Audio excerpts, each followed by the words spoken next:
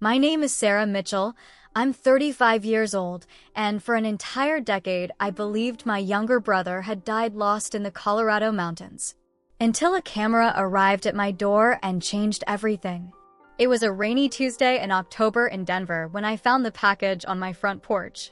No return address, just my name written by hand in nervous capital letters. Inside, wrapped in bubble wrap, was a damaged digital camera, the kind professional photographers use. The metal body was dented, the lens cracked, but somehow it still turned on. My hands trembled as I connected it to my laptop. The memory card was corrupted, but years of working as an independent documentarian had taught me how to recover lost files. What I found in those damaged pixels would haunt me forever. The first video showed my brother David's familiar face, but thinner than I remembered, with eyes full of fear I'd never seen before. He was whispering to the camera in what looked like a tent, mountain peaks visible through the opening behind him. "Sarah, if you're watching this, it means something happened to us. We're not lost like they'll probably tell everyone. We found something up here, something they don't want anyone to know about." I paused the video, my heart pounding. Father David Mitchell had been 28 when he disappeared during a humanitarian mission in the Rocky Mountains, along with two other Catholic missionaries, Sister Mary Catherine, 32, and Brother Thomas Rivera, 25. The official story was that they got caught in an unexpected snowstorm while delivering supplies to a remote indigenous community and died of hypothermia. Their bodies were never found. But David had been an experienced mountaineer since college. He knew those mountains like the back of his hand. The story never made complete sense to me, but grief and the church's insistence on accepting God's will had eventually silenced my questions. Now, staring at my brother's terrified face on the screen, I knew I'd been right to doubt. The video continued. Bishop Morrison was right about everything. The land deals, the mining rights, the documents they hid. Sarah, they killed him because he was going to expose it all. And now they're coming for us. The camera shook as David looked over his shoulder. In the distance, I could hear voices, men calling out, getting closer. "I'm hiding this camera where they'll never find it. If something happens to me, promise me you'll find the truth. Look for the old mining claims in Silverstone County. Check the courthouse records from 1995 to 2000. The signatures will tell you everything." The video cut to static. I sat in my darkened living room, rain pelting the windows, as the weight of what I'd just seen settled over me. My brother hadn't died in an accident. He'd been murdered, along with two other innocent people, to keep a secret that someone was willing to kill for. With shaking fingers, I opened my laptop and began searching for flights to Silverstone, Montana, the small town where David had been stationed before his final mission. I hadn't been back since his memorial service 10 years ago. The place held too many painful memories. But now I had a purpose. I was going to find out who killed my brother and why. As I packed my camera equipment and investigation supplies, I couldn't shake the feeling that someone was watching me. The house creaked in the wind, and every shadow seemed to move. I double-checked the locks on all the doors and windows, then pulled the curtains closed. Tomorrow, I would begin the journey that would either give me the answers I desperately needed or cost me my life, just like it had cost David his. The drive from Denver to Silverstone took 6 hours through winding mountain roads that brought back memories I'd tried to bury. The town looked exactly as I remembered, population 3,847 according to the welcome sign, surrounded by snow-capped peaks and thick pine forests that seemed to swallow the late afternoon sun. St. Michael's Catholic Church still dominated Main Street, its white steeple visible from miles away. Next to it stood the rectory where David had lived during his brief assignment here. The sight of it made my chest tighten. I checked into the Silverstone Inn, the town's only hotel, and immediately drew curious stares from the elderly clerk behind the desk. Small towns have long memories, and I was clearly recognizable as that Mitchell girl whose brother died in the mountains. "Sarah Mitchell," the clerk said, squinting at my driver's license. Haven't seen you since, well, since the service. I'm so sorry for your loss, dear. Father David was a good man. Thank you, Mrs. Henderson, I replied, recognizing her now. She'd been the church secretary when David was here. I'm actually back to do some research about his time here. Maybe you could help me. Her expression shifted, becoming guarded. Research? What kind of research? I'm making a documentary about his life. His humanitarian work. You know how he was always helping people. She handed me my room key with obvious reluctance. Well, I suppose that would be nice. Though I'm not sure how much help I'd be. That was all so long ago. I smiled and thanked her, but I could feel her eyes following me as I carried my bags upstairs. That evening, I drove to the Silverstone County Courthouse, a weathered brick building that had seen better days. According to David's message, I needed to check land records from 1995 to 2000. The building was closed, but I walked around the perimeter, noting the security cameras and planning my return the next morning. As I headed back to my car, I noticed a figure watching me from across the street. A tall man in a dark coat, standing in the shadows between two buildings. When our eyes met, he quickly disappeared into an alley. My heart raced as I got into my car and locked the doors. David's warnings about them suddenly felt very real and immediate. The next morning, I was waiting outside the courthouse when it opened. The records clerk, a woman in her 50s with kind eyes, was more helpful than I'd expected. Land records from 95 to 2000, she mused, pulling out several thick ledgers. That was a busy time for property transfers around here.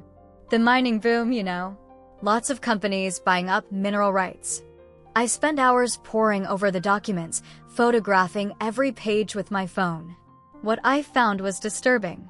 Between 1997 and 1999, over 15,000 acres of land that had belonged to the Catholic Church were sold to a company called Mountain Peak Resources for far below market value. The most shocking discovery was the signatures on the transfer documents. Bishop Morrison's signature appeared on papers dated 3 months after his death in a car accident. Someone had been forging his name to legitimize fraudulent land sales. Excuse me, I asked the clerk, do you remember Bishop Morrison? He died in 1999. Her face clouded over. Oh yes, terrible tragedy. Such a good man. He was investigating some irregularities in church finances when he had that accident. Hit a tree on Highway 12 during a snowstorm. Very suspicious timing, if you ask me. Suspicious how? She looked around nervously, then leaned closer. Well, he'd been asking a lot of questions about missing money. And right before he died, he told Father Martinez, that's the priest before your brother, that he'd found evidence of embezzlement. Then suddenly, car accident. And all his files went missing from the church office. My blood ran cold. What happened to Father Martinez? Transferred to a parish in Alaska shortly after Bishop Morrison's death. Never heard from him again. I thanked her and left the courthouse with my head spinning. A pattern was emerging. People who asked too many questions about the church's finances ended up dead or disappeared. That afternoon, I drove to the site where Bishop Morrison had died. Highway 12 was a straight, well-maintained road through open countryside. The tree he supposedly hit had been cut down years ago, but tire marks were still visible on the asphalt. I was taking photographs when a black SUV pulled up behind me. 2 men in suits got out and approached me with unfriendly expressions. Miss Mitchell, the taller one said, I'm Detective Reynolds, Silverstone County Sheriff's Department. We need to talk. Detective Reynolds was a man in his 50s with steel gray hair and cold blue eyes that seemed to see right through me. His partner, Detective Morrison, no relation to the dead bishop, he was quick to point out, was younger and more aggressive. We understand you've been asking questions around town, Reynolds said, his tone deceptively casual. Questions about old records, about people who died years ago. Makes folks nervous. We were sitting in an interrogation room at the sheriff's station, though they'd insisted this was just a friendly conversation. I kept my hands steady on the table, remembering David's warnings about not trusting anyone in authority. "I'm researching my brother's life for a documentary." I repeated the lie I'd been telling. "Father David Mitchell. He was stationed here before he died in the mountains." "Right, the missionary who got lost in the storm," Detective Morrison said, but there was something in his voice that suggested he knew more than he was letting on. "Tragic accident. But that was 10 years ago. Why bring it all up now?" "Because he was my brother, and I miss him." Reynolds leaned back in his chair, studying me. "The thing is, Ms. Mitchell, your brother's case is closed. Has been for a decade. And poking around in old wounds doesn't help anyone. Sometimes it's better to let sleeping dogs lie." "Is that a threat, Detective?" "It's advice. From someone who's lived in this town his whole life. Silverstone is a peaceful place. We like to keep it that way." They let me go with a warning to be careful on the mountain roads, but the message was clear: stop digging or face the consequences. That night, someone broke into my hotel room.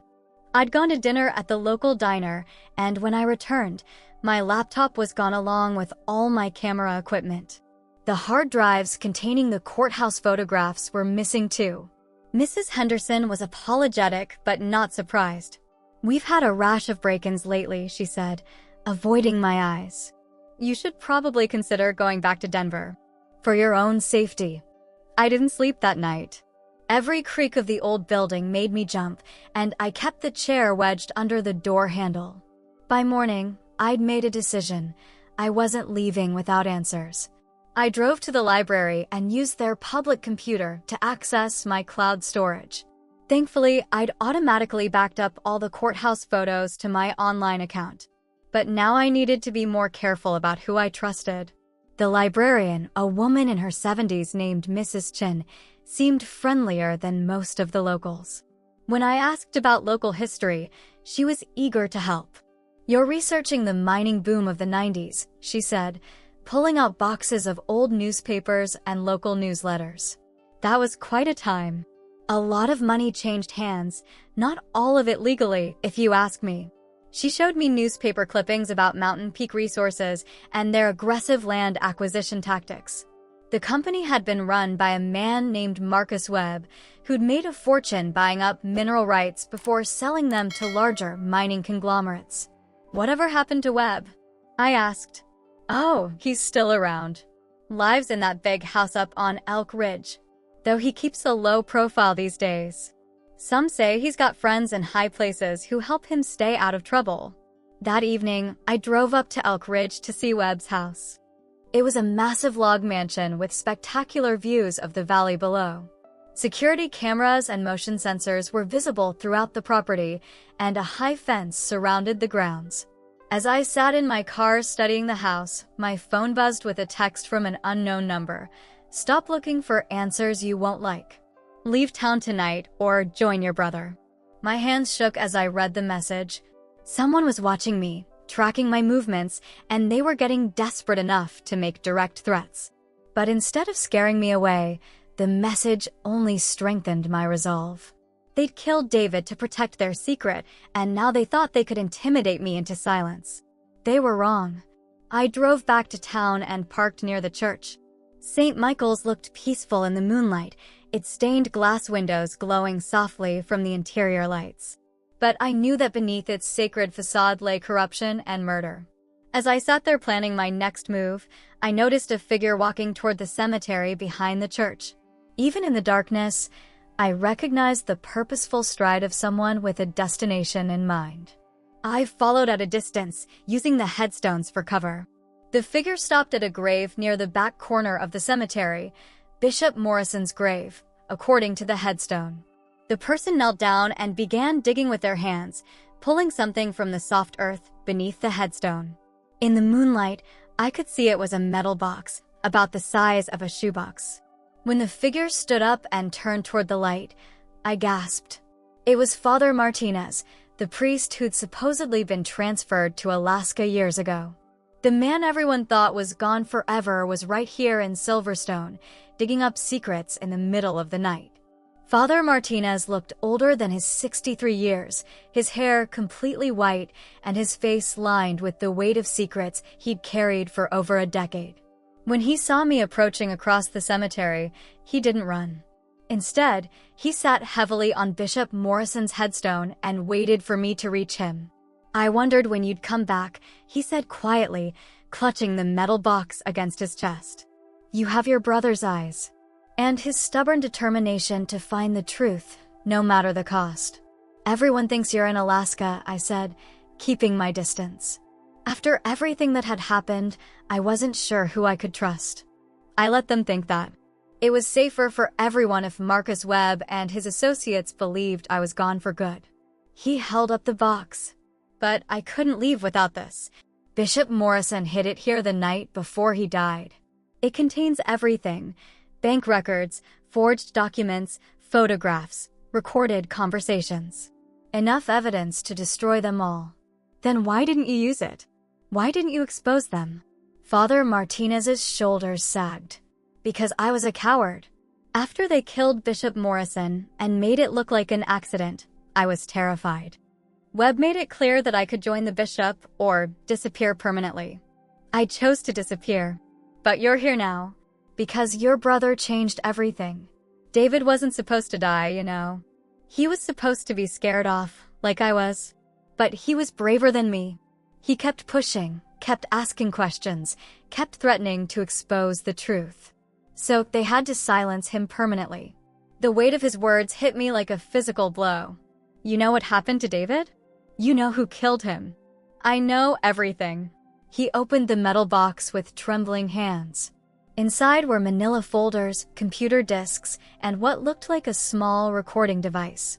It started in 1997 when Mountain Peak Resources approached the diocese about buying mineral rights to church land. The prices they offered were far below market value, but they had political connections and applied pressure through the state government. He pulled out a folder filled with bank statements. Bishop Morrison discovered that someone in the church hierarchy was taking bribes to facilitate the sales. Not just small amounts, we're talking about millions of dollars in kickbacks. Church land worth $50 million was sold for $5 million, with the difference disappearing into offshore accounts. Who was taking the bribes? Father O'Brien, the diocesan financial administrator. He was Webb's inside man, forging documents and signatures to make everything look legitimate. When Bishop Morrison found out, he confronted O'Brien and demanded the sales be reversed. Father Martinez pulled out a small cassette tape. This is a recording of their final confrontation. Bishop Morrison secretly recorded it 2 days before his death. He handed me an old cassette player. With shaking hands, I pressed play. Bishop Morrison's voice filled the quiet cemetery. "Patrick, I have the bank records. I know about the Cayman Islands accounts. I know about the forged signatures. This ends now or I go to the FBI." Another voice, younger and defensive. "You don't understand the pressure I was under, Bishop.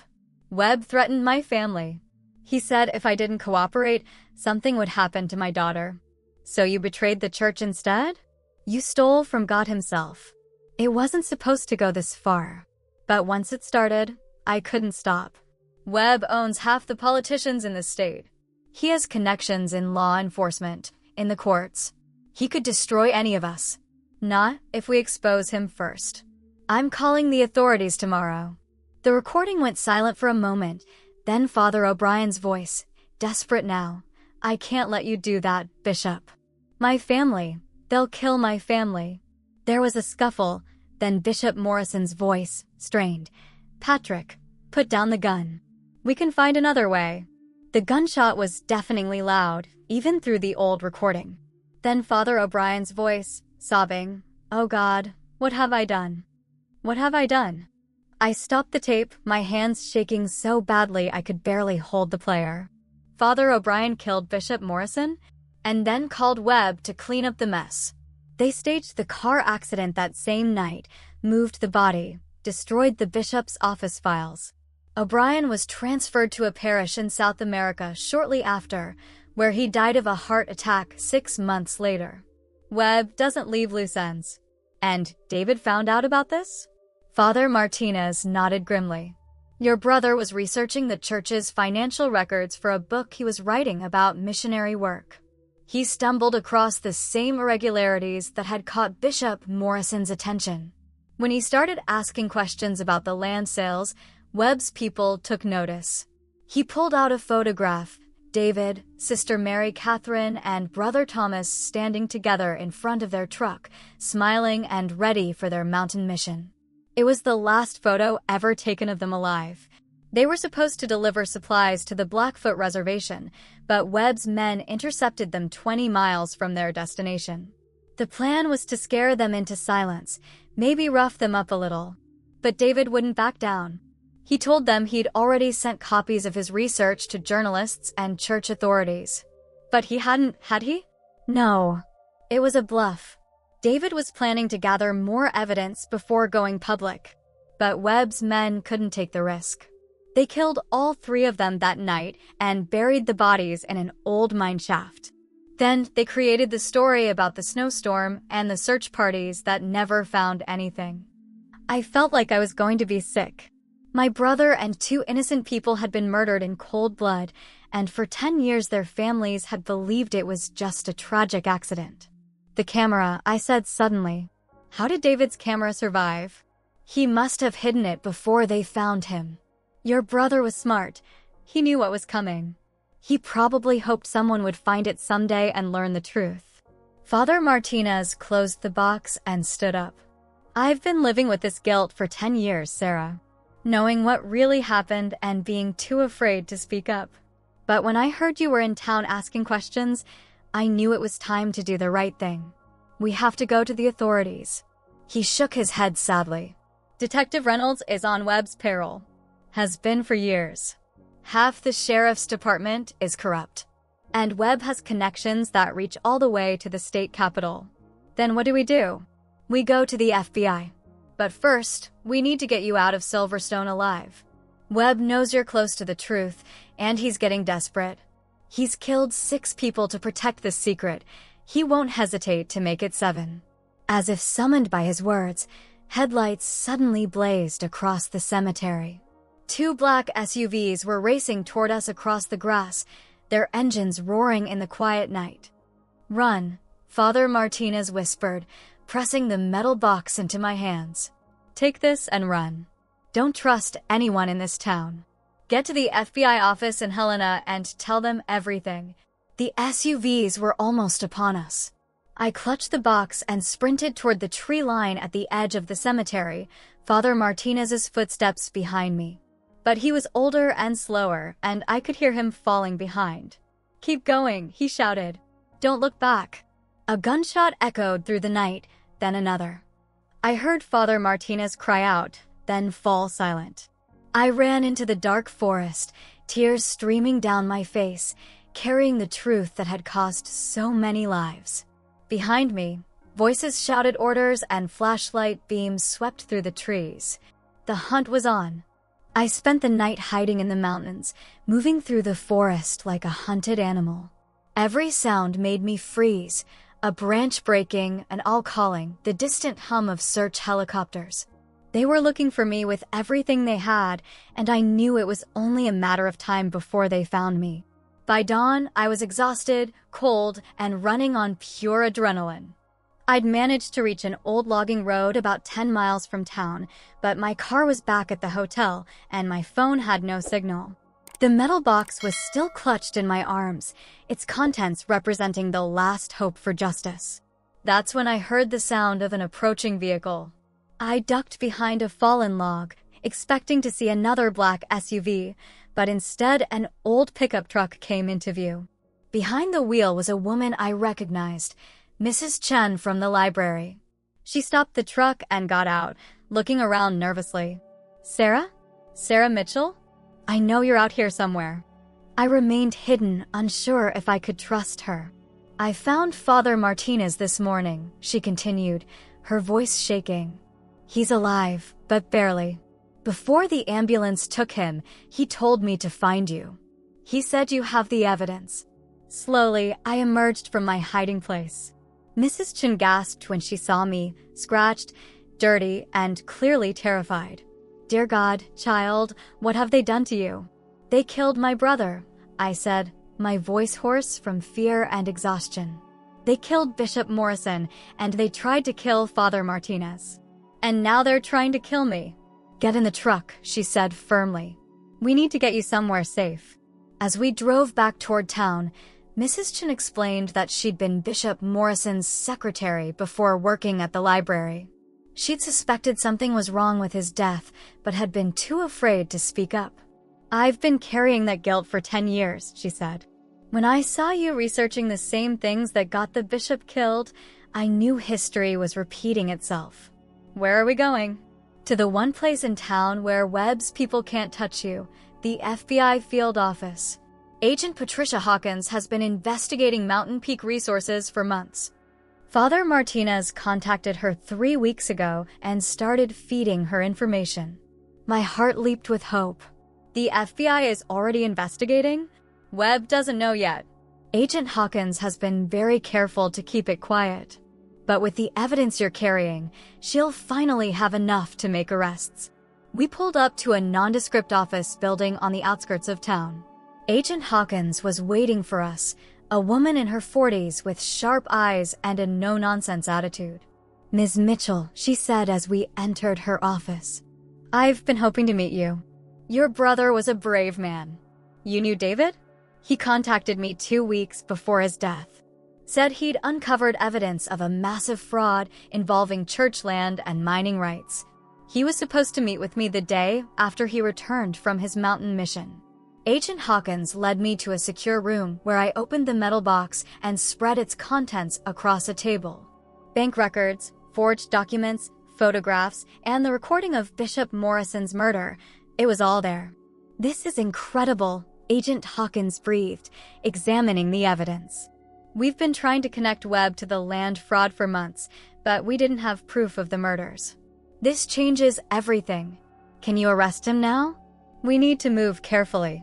Webb has connections throughout the state government, and we suspect several local law enforcement officers are on his payroll.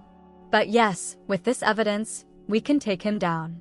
Agent Hawkins made several phone calls, coordinating with her team and the U.S. Attorney's Office. Within hours, a plan was in place. Federal agents would simultaneously raid Webb's house, his business offices, and the homes of his known associates. Detective Reynolds and several other corrupt officers would be arrested on conspiracy charges. But first, they needed to ensure my safety. Webb knew I had the evidence, and he was desperate enough to try anything. "We're going to use you as bait," Agent Hawkins explained. "We'll let it be known that you're willing to make a deal. The evidence in exchange for safe passage out of town. When Webb's people show up for the exchange, we'll be waiting." The plan was risky, but it was the only way to catch Webb and his associates in the act. That evening, we set up the meeting at the old Silverstone mine, the same mine where David and his fellow missionaries had been murdered. I stood alone in the moonlight, the metal box at my feet, wearing a wire and surrounded by hidden FBI agents. The irony wasn't lost on me. I was standing on my brother's grave, finally ready to get him the justice he deserved. 3 black SUVs arrived right on schedule. Marcus Webb himself got out of the first vehicle, flanked by armed men, including Detective Reynolds. Webb was younger than I'd expected, maybe 55, with silver hair and expensive clothes that didn't quite hide his cruel nature. "Ms. Mitchell," he said, his voice smooth and cultured. "I understand you have something that belongs to me." "It doesn't belong to you," I replied, my voice steadier than I felt. "It belongs to the families of the people you murdered." Webb's facade of civility slipped. "Your brother should have minded his own business. Just like you should have stayed in Denver. But I didn't, and now everyone's going to know what you did." "I don't think so." Webb gestured to his men, who raised their weapons. "You see, you're going to have a tragic accident tonight. Just like your brother did. Just like Bishop Morrison did. And that evidence is going to disappear forever. The only problem with your plan," I said, "is that you're already surrounded." Floodlights blazed to life around the mine entrance, and FBI agents emerged from their hiding places with weapons drawn. FBI, drop your weapons. Webb's men looked around in panic, realizing they were outnumbered and outgunned. Several dropped their guns immediately, but Detective Reynolds was too proud or too stupid to surrender. He raised his pistol toward me, but Agent Hawkins was faster. Her shot took him down before he could fire. Webb himself remained calm even as handcuffs were placed on his wrists. "You think this is over?" he sneered at me. "You think arresting me will bring your brother back? I have lawyers, connections, money. I'll be out in 2 years. Maybe," I said, looking him straight in the eye. "But everyone will know the truth. David died a hero, trying to expose your crimes. And his death won't be in vain." As Webb was led away, I knelt down and placed my hand on the ground where my brother had been buried. "I kept my promise, David," I whispered. "I found the truth." The trials began 6 months later and dominated headlines across the country. The Catholic Church land fraud case, as the media dubbed it, involved millions of dollars in stolen money, forged documents, and a conspiracy that reached from small-town Montana to the highest levels of state government. Marcus Webb was the first to be tried. The evidence from Bishop Morrison's hidden box was devastating.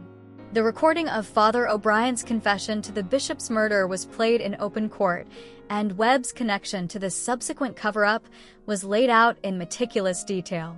But it was the testimony about David, Sister Mary Catherine, and Brother Thomas that truly brought the courtroom to silence. Agent Hawkins had located the mine shaft where their bodies had been dumped, and the forensic evidence confirmed they'd been executed at close range. Webb's defense tried to pin everything on subordinates, claiming he was unaware of the murders. But phone records showed he'd been in constant contact with his operatives the night my brother died. Text messages recovered from Detective Reynolds' phone were particularly damning. "The priest won't back down. We need permanent solution." The jury deliberated for less than 4 hours. Webb was found guilty on all counts: conspiracy to commit murder, fraud, money laundering, and corruption. He was sentenced to life in prison without the possibility of parole. Detective Reynolds had died from his wounds the night of the confrontation, but 3 other corrupt officers were convicted and sentenced to lengthy prison terms. The entire Silverstone County Sheriff's Department was placed under federal oversight. Father O'Brien's role was revealed posthumously, though his family insisted he'd been coerced. The recording suggested he'd been genuinely tormented by his actions, but that didn't change the fact that he'd pulled the trigger on Bishop Morrison. The Catholic Church faced its own reckoning. The Diocese of Montana was forced to pay $50 million in damages to the victims' families and implement new financial oversight procedures. The land that had been fraudulently sold was returned to the church, which donated it to the Blackfoot Nation as a gesture of reconciliation. Throughout the trials, I testified multiple times about my investigation and David's final video message. It was painful to relive those memories in front of cameras and crowds, but I knew it was necessary. The truth had to be told completely. The media attention was overwhelming. I was featured on national news programs, documentary crews followed me around, and book publishers offered contracts for my story. But I only accepted the interviews that focused on the victims: David, Sister Mary Catherine, Brother Thomas, and Bishop Morrison. They deserved to be remembered as heroes, not footnotes in a corruption scandal. Mrs. Chin became something of a local celebrity for her role in helping me escape Webb's men. She used her newfound fame to advocate for government transparency and whistleblower protection. Father Martinez, who survived his gunshot wounds, was relocated to a secure parish in another state where he continued his ministry. But perhaps the most satisfying moment came when I returned to Silverstone for the dedication of a memorial to the 4 murder victims. The town had been transformed, Webb's corrupt influence was gone, new leadership was in place, and the community was finally ready to confront its dark past. The memorial was placed in the cemetery where I'd met Father Martinez that fateful night. For bronze plaques honored Bishop Morrison, Father O'Brien. Despite his crimes, he was still considered a victim of Webb's manipulation. David, Sister Mary Catherine, and Brother Thomas. As I stood before David's plaque, reading the inscription about his dedication to truth and justice, I felt a sense of peace I hadn't experienced in years. The nightmares had finally stopped. The guilt over not investigating his death sooner had been replaced by pride in his courage. Agent Hawkins joined me at the memorial. "Your brother would be proud of you," she said quietly. "I hope so. I just wish he could have seen Webb brought to justice." He did see it. Through you. That evening, the entire town gathered at St. Michael's Church for a memorial service. The new pastor, Father Williams, spoke about redemption and the power of truth to heal even the deepest wounds. "Evil thrives in darkness," he said from the pulpit where my brother had once preached. "But when we bring it into the light, when we refuse to be silenced by fear, we honor God and those who died seeking justice." I thought about all the people who had paid the ultimate price for Webb's greed: Bishop Morrison, who'd tried to do the right thing; Father O'Brien, who'd been too weak to resist corruption; and most of all, David, Mary Catherine, and Thomas, who'd died simply for asking the wrong questions. But I also thought about the good people who'd helped me: Mrs. Chin, Father Martinez, Agent Hawkins, and countless others who'd chosen courage over comfort. Their actions proved that evil might be powerful, but it's never permanent. After the service, I drove up to the mountains where David had spent his final days. The mining equipment was gone now, the land returned to its natural state. I hiked to the spot where Agent Hawkins believed he'd hidden the camera, and I sat there as the sun set behind the peaks. "I kept my promise," I said aloud, knowing somehow that he could hear me. The truth came out. Justice was served. "You can rest now." The wind through the pine trees sounded almost like a whisper of approval. 2 years after Webb's conviction, I was still living in Denver, but my life had changed completely. The documentary I'd originally planned about David's humanitarian work had evolved into something much larger: a feature-length film about corruption, cover-ups, and the power of truth to overcome evil. Buried Truth: The Silverstone Conspiracy premiered at the Sundance Film Festival and was later picked up by Netflix. The film won several awards and brought national attention to the issue of institutional corruption in small communities. More importantly, it inspired other victims to come forward with their own stories. I received hundreds of letters from people who'd been silenced by powerful interests, who'd lost loved ones to suspicious accidents, who'd been too afraid to speak truth to power. Each letter reminded me that David's story wasn't unique. It was part of a larger pattern of injustice that needed to be exposed. Using the documentary's success as a platform, I started the David Mitchell Foundation for Investigative Truth. The organization provided resources and support for citizen journalists and whistleblowers, helping them safely expose corruption in their communities. We partnered with the FBI, legitimate news organizations, and civil rights groups to ensure that no one had to face powerful enemies alone. Father Martinez became the foundation's spiritual advisor, despite his own trauma from the events in Silverstone. He'd found peace through service, dedicating his remaining years to helping other abuse survivors heal from their experiences. "Your brother's death wasn't in vain," he told me during one of our regular phone calls. "Look at all the good that's come from his sacrifice." The foundation has helped expose corruption in a dozen states. Hundreds of victims have found justice because David had the courage to ask questions. The foundation's biggest success came when we helped expose a similar land fraud scheme in Wyoming, where a mining company was using bribery and intimidation to steal Native American tribal lands. Our investigation led to federal charges against 12 people and the return of 200,000 acres to the Wind River Reservation. But the most meaningful moment came on a quiet Tuesday in March, 3 years after Webb's conviction. I was in my Denver office when Mrs. Chin called from Silverstone.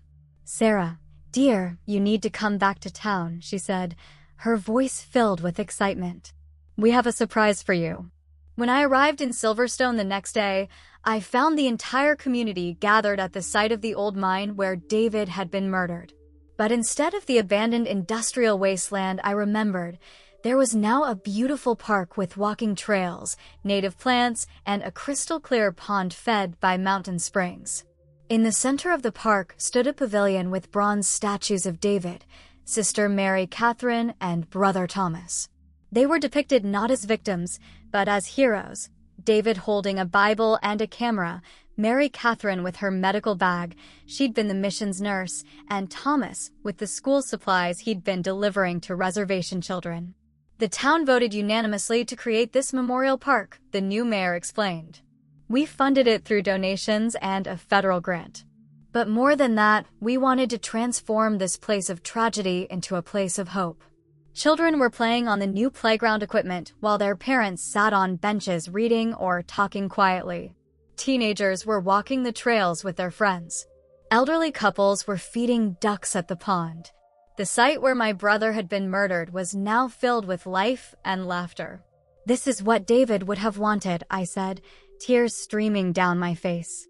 He always believed in redemption, in the possibility that even the worst places could be transformed. That evening, I attended Mass at St. Michael's Church for the first time since David's memorial service. Father Williams had built the congregation back up from the handful of people who'd remained after the scandal. The pews were full of families, young and old, all working together to rebuild their community's faith.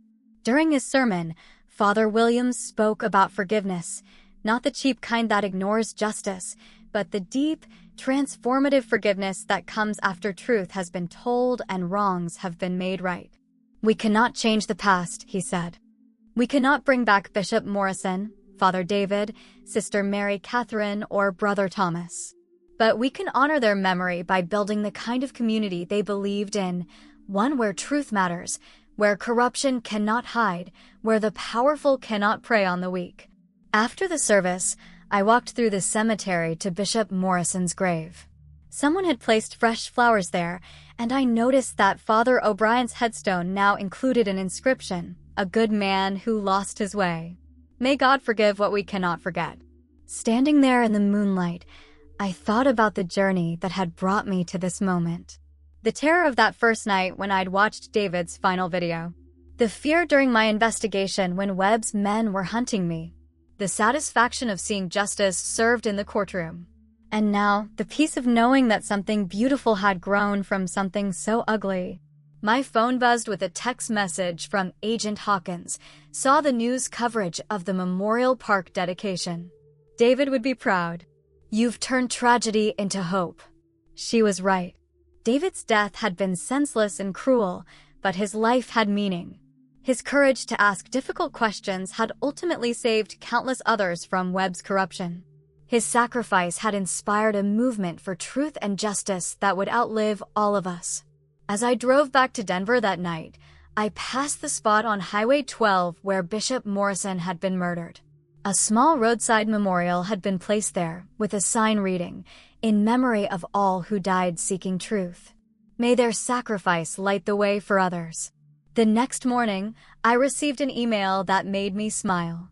It was from a young journalism student in California who'd been inspired by David's story to investigate corruption in her own community. She'd uncovered evidence of embezzlement in her city's housing authority and wanted the foundation's help in exposing it safely. I immediately forwarded her information to our investigative team and our legal advisors. This was exactly why the foundation existed, to ensure that people like David didn't have to face powerful enemies alone. 6 months later, the California case resulted in the arrest of 5 city officials and the recovery of $2.3 million in stolen funds that were returned to affordable housing programs. The young journalist who'd broken the story was offered a job at the Los Angeles Times. Another victory for truth, I wrote in my journal that night. David's legacy continues to grow. 5 years after Webb's conviction, I returned to Silverstone for the dedication of the David Mitchell Center for Community Journalism, housed in the renovated building that had once been Webb's headquarters. The center offered training and resources for citizen journalists, with a special focus on investigating corruption in small communities where traditional media might not have the resources to dig deep. Standing before the crowd of journalists, activists, and Silverstone residents, I thought about how much had changed since that terrifying night when I'd first watched my brother's final video. David believed that truth was a force more powerful than money, more persistent than corruption, and more enduring than evil, I told the audience. His death was a tragedy, but his life was a triumph. Every time someone chooses courage over comfort, every time someone speaks truth to power, every time justice prevails over corruption, David's spirit lives on.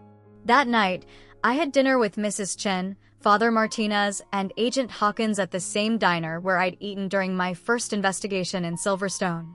We talked about the changes in the town, the success of the foundation, and the dozens of corruption cases that had been exposed across the country using the model we'd developed.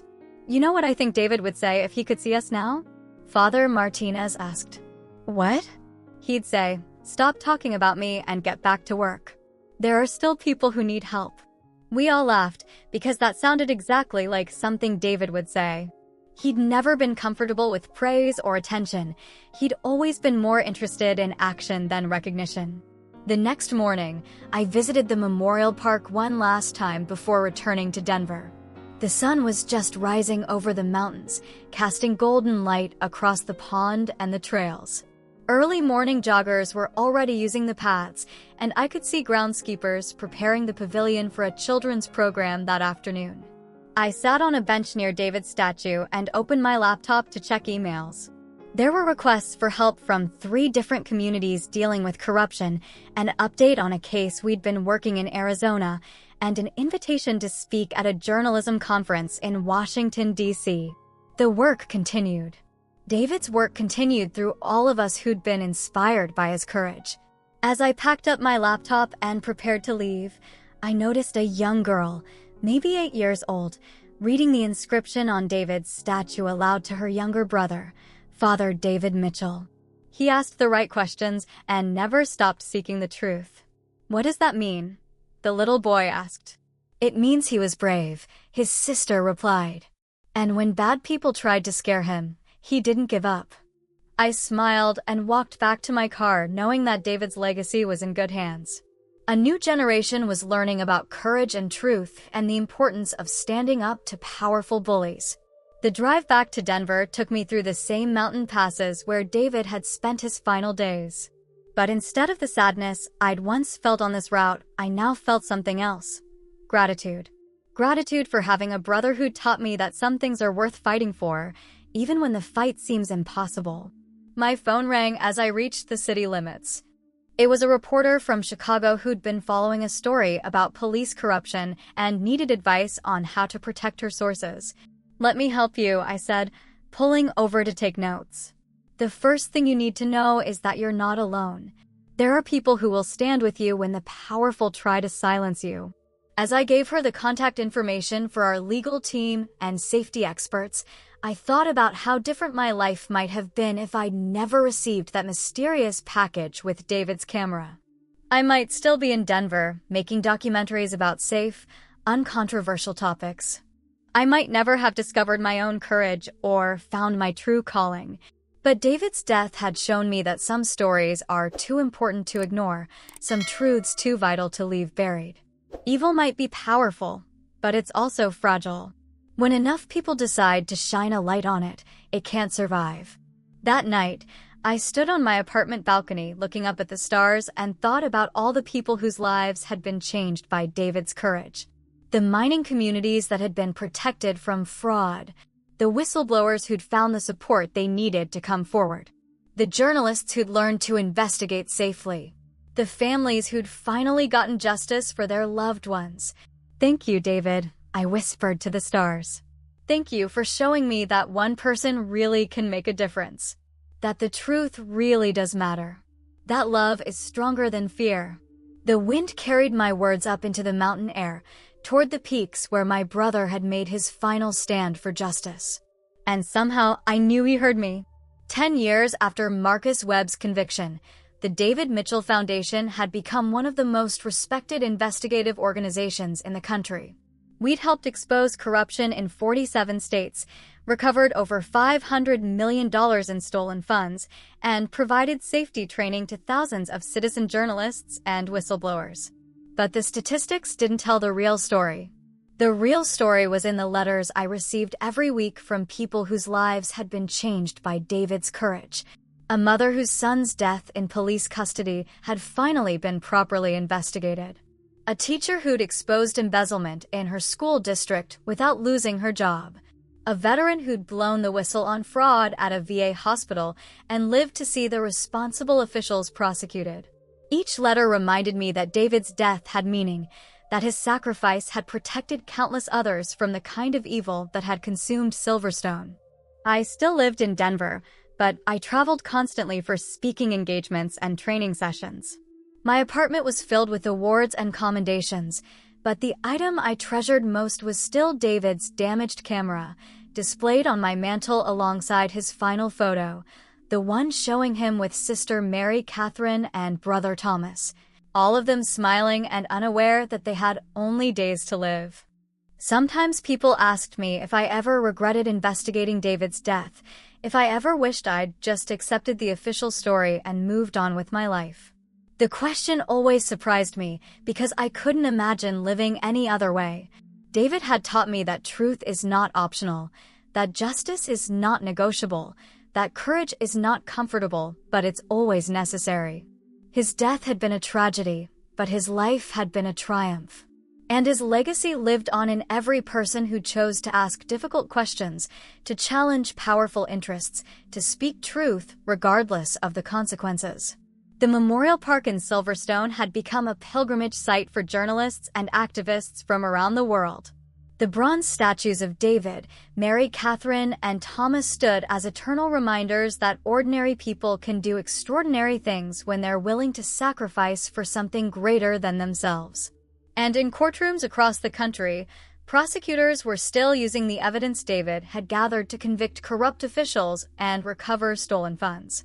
His investigation had exposed a network of corruption that had tentacles in dozens of communities, and the legal cases were still ongoing more than a decade later. But perhaps the most important legacy was the simple lesson David had taught through his life and death, that one person, asking the right questions at the right time, really can change the world. Evil had tried to silence him, but his voice had only grown stronger.